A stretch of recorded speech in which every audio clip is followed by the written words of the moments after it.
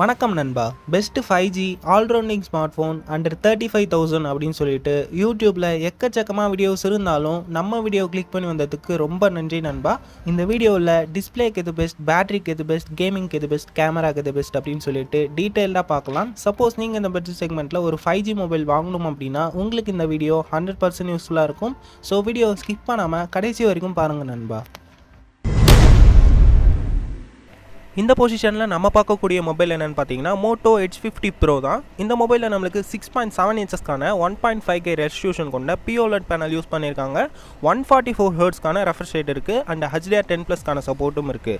Peak brightness அப்படின்னு பார்க்கக்குள்ள 2000 nits கொடுத்துருக்காங்க அண்ட் ப்ரொடெக்ஷனுக்கு கார்னிங் கோரில்லா கிளாஸ் கொடுத்துருக்காங்க. Android 14 தான் பில்ட் பண்ணியிருக்காங்க. ப்ராசஸர் அப்படின்னு பார்க்கக்குள்ள Snapdragon 7 Gen 3 என்ற ஒரு ப்ராசஸர் இருக்குது. SD கார்டு ஸ்லாட் இல்லை நண்பா. ஸ்டோரேஜ் டைப் அப்படின்னு பார்க்கக்குள்ள UFS 2.2 மட்டும் தான் கொடுத்துருக்காங்க. கேமராஸ் அப்படின்னு பார்க்கக்குள்ள 50 மெகா பிக்சலுக்கான ட்ரிபிள் கேமரா செட்டப் கொடுத்துருக்காங்க. 50 மெகா பிக்சலுக்கான பிரைமரி சென்சர், 10 மெகா பிக்சலுக்கான டெலிஃபோட்டோ அண்ட் 13 மெகா பிக்சலுக்கான அல்ட்ராவைட் சென்சர் இருக்குது. OISக்கான சப்போர்ட்டும் இருக்குது. ரியர் கேமரா யூஸ் பண்ணி நம்மளால் 4K 30 FPS வரைக்கும் வீடியோ ஷூட் பண்ணிக்க முடியும். செல்ஃபி கேமரா அப்படின்னு பார்க்கக்குள்ள 50 மெகா பிக்சல் கொடுத்துருக்காங்க. அதை யூஸ் பண்ணியும் நம்மளால் 4K வீடியோ எடுக்க முடியும். 30 FPSல எடுத்துக்கலாம் நண்பா. ஸ்டீரியோ ஸ்பீக்கருக்கான சப்போர்ட் இருக்குது. 3.5mm ஜாக் இல்லை நண்பா. 4500 mAh மட்டும் தான் கொடுத்துருக்காங்க. அதை சார்ஜ் பண்ணுறதுக்கு 120 வாட் ஃபாஸ்ட் சார்ஜர் சப்போர்ட் இருக்குது. 50 வாட்க்கான வயர்லெஸ் சார்ஜிங் சப்போர்ட்டும் இருக்குது. 10 வாட்ஸ்க்கான ரிவர்ஸ் வயர்லெஸ் சார்ஜிங் சப்போர்ட்டும் இருக்குது. இந்த மொபைலோட ப்ரோஸ் அண்ட் கான்ஸ் அப்படின்னு பார்க்கக்குள்ள டிஸ்பிளே வேறு லெவலில் கொடுத்துருக்காங்க அண்ட் கேமராஸ் ப்ராசஸருமே வேறு லெவலில் கொடுத்துருக்காங்க. நெகட்டிவ்ஸ் என்னன்னு கேட்கக்குள்ள பேட்டரி இங்கே கொஞ்சம் கம்மியாக இருக்குது, பட் சார்ஜிங் வேறு லெவலில் கொடுத்துருக்காங்க. வயர்லெஸ் சார்ஜிங் சப்போர்ட்டும் இருக்குது.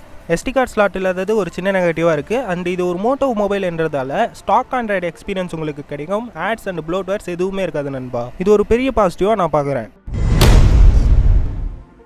இந்த பொசிஷனில் நம்ம பார்க்கக்கூடிய மொபைல் என்னன்னு பார்த்தீங்கன்னா Vivo V40 தான். இந்த மொபைலில் நம்மளுக்கு 6.78 இன்ச்சஸ்க்கான 1.5K ரெசல்யூஷன் கொண்ட AMOLED டிஸ்பிளே யூஸ் பண்ணியிருக்காங்க. 120 ஹெர்ட்ஸ்க்கான ரெஃப்ரெஷ் ரேட்டும் இருக்குது.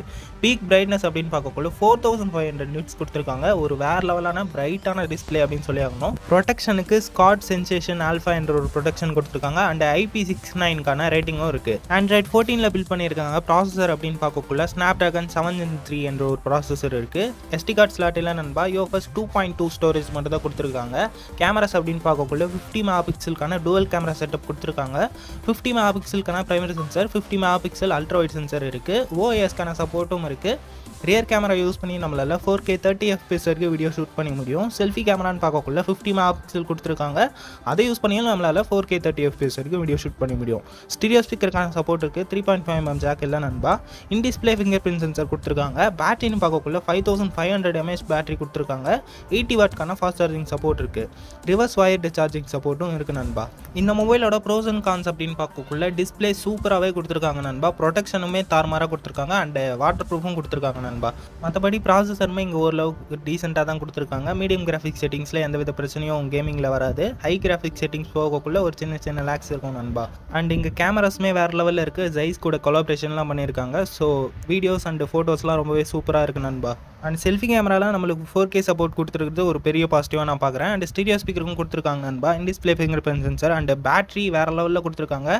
என்ன தான் இங்கே அதிக MAH இருந்தாலும் மொபைல் பார்க்க ரொம்பவே ஸ்லிம்மாக ஸ்லீக்கியாக இருக்குது நண்பா. இது ஒரு பாசிட்டிவ்.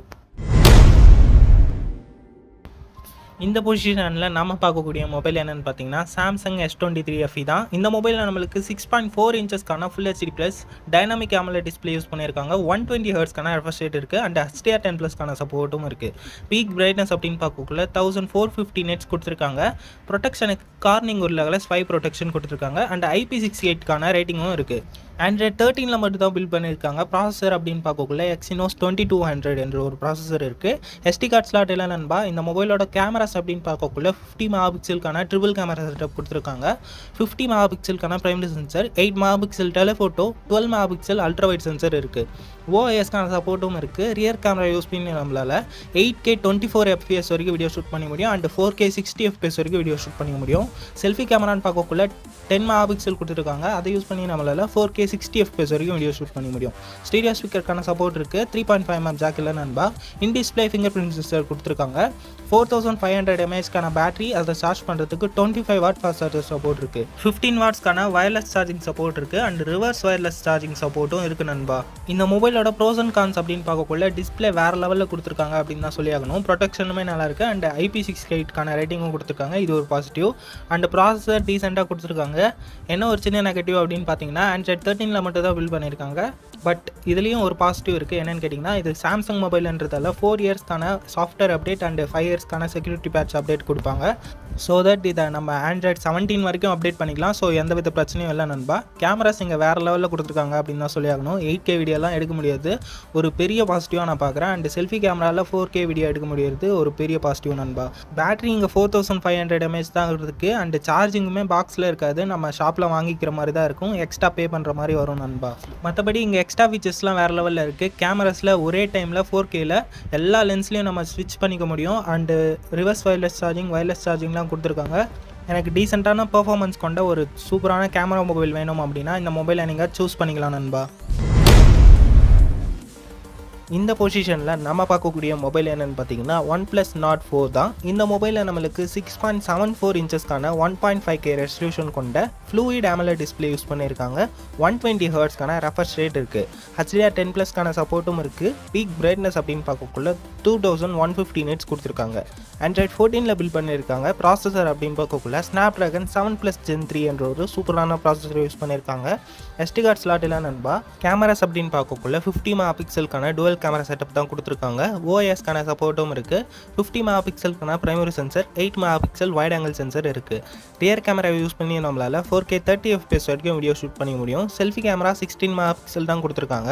அதை யூஸ் பண்ணி நம்மளால் 1080 பிக்சல் 30 FPS வரைக்கும் தான் வீடியோ ஷூட் பண்ணி முடியும். ஸ்டீரியோ ஸ்பீக்கருக்கான சப்போர்ட் இருக்குது. 3.5mm ஜாக் இல்லை நண்பா.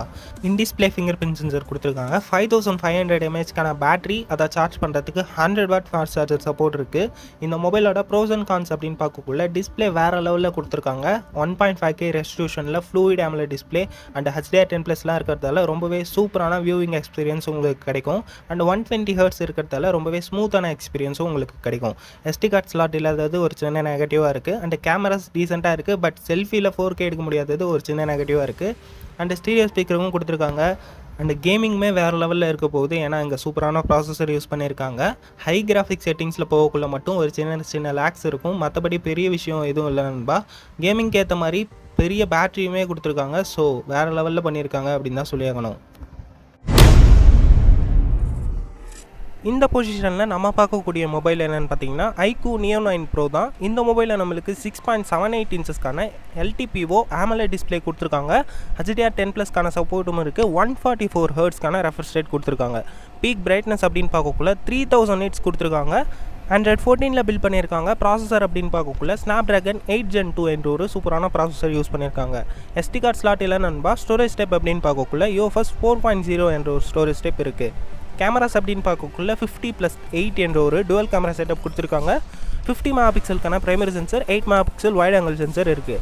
OIS-க்கான சப்போர்ட்டும் இருக்குது. ரியர் கேமரா யூஸ் பண்ணி நம்மளால் 4K 30 FPS வரைக்கும் வீடியோ ஷூட் பண்ண முடியும். செல்ஃபி கேமரா அப்படின்னு பார்க்கக்குள்ள 16 மெகாபிக்சல் கொடுத்துருக்காங்க. அதை யூஸ் பண்ணி நம்மளால் 1080 பிக்சல் 30 FPS வரைக்கும் வீடியோ ஷூட் பண்ண முடியும். ஸ்டீரியோ ஸ்பீக்கருக்கான சப்போர்ட் இருக்குது. 3.5mm ஜாக் இல்லை நண்பா. பேட்டரி அப்படின்னு பார்க்கக்குள்ள 5160 என்ற ஒரு பேட்டரி கொடுத்துருக்காங்க. அதை சார்ஜ் பண்ணுறதுக்கு 120 வாட் ஃபாஸ்ட் சார்ஜர் சப்போர்ட் இருக்குது. இந்த மொபைலோட ப்ரோஸ் அண்ட் கான்ஸ் அப்படின்னு பார்க்கக்குள்ள டிஸ்பிளே சூப்பராக யூஸ் பண்ணியிருக்காங்க. LTPO பேனல்ன்றதால 1 ஹெர்ட்ஸில் இருக்கும் நீங்கள் யூஸ் பண்ணாத சமயத்தில். ஸோ பேட்டரி கன்சம்ஷன் அந்த அளவுக்கு இருக்காது. அண்ட் ப்ராசஸர், கேமரா, பேட்டரி எல்லாமே டீசெண்டாக கொடுத்துருக்காங்க. நெகட்டிவ்ஸ்னு சொல்கிற அளவுக்கு பெருசாக எதுவும் இல்லை நண்பா. அவ்வளோதான் நண்பா. நம்ம லிஸ்ட்டில் இருக்கக்கூடிய எல்லா மொபைலையும் நீங்கள் பார்த்துருப்பீங்க. சப்போஸ் நீங்கள் இந்த லிஸ்ட்டில் இருந்து ஒரு மொபைல் வாங்க போகிறீங்க அப்படின்னா எந்த மொபைல் வாங்குவீங்க அப்படின்னு சொல்லிட்டு கமெண்ட்ஸில் சொல்லுங்கள். அடுத்தது என்ன வீடியோ போடலாம், எந்த பட்ஜெட் செக்மெண்ட்டில் போடலாம் அப்படின்னும் கமெண்ட்ஸில் சொல்லுங்கள். இந்த வீடியோ பிடிச்சிருந்தா ஒரு லைக் கொடுங்க, அது ஒரு மோட்டிவேஷனாக எனக்கு இருக்கும். மேலும் இது மாதிரியான வீடியோஸை நீங்கள் மிஸ் பண்ணாமல் பார்க்கணும் அப்படின்னா நம்ம சேனலை சப்ஸ்கிரைப் பண்ணி ஆல் நோட்டிஃபிகேஷனை எனேபிள் பண்ணி வச்சுக்கோங்க. மீண்டும் உங்களை அடுத்த வீடியோவில் சந்திக்கிறேன். நன்றி, வணக்கம் நண்பா.